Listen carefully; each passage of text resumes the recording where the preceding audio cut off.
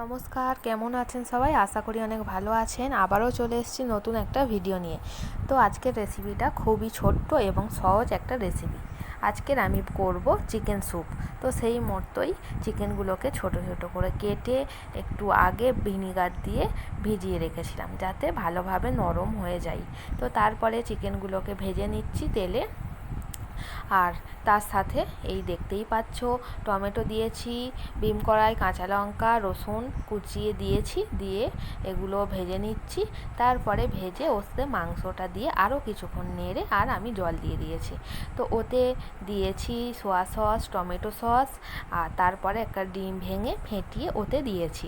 আর তারপরে একটু কর্নফ্লাওয়ার নিয়ে দিয়ে দিলাম যাতে ওটা ঘন হয়ে ঠিকমতো হয়ে যায়। তো তারপরে আমার রেসিপিটা হয়ে গিয়েছে।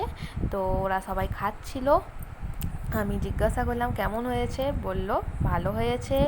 আর আমরাও সবাই মিলে খেয়েছি। তো এই যে দেখতে পাচ্ছ, এটা আমার বোন মানে কাকিমার মেয়ে। তো এ খুব সাজতে ভালোবাসে, ভিডিও করতেও ভালোবাসে। তো আমি ভিডিওটা করছি দেখে ও একটু সেজে নিচ্ছে।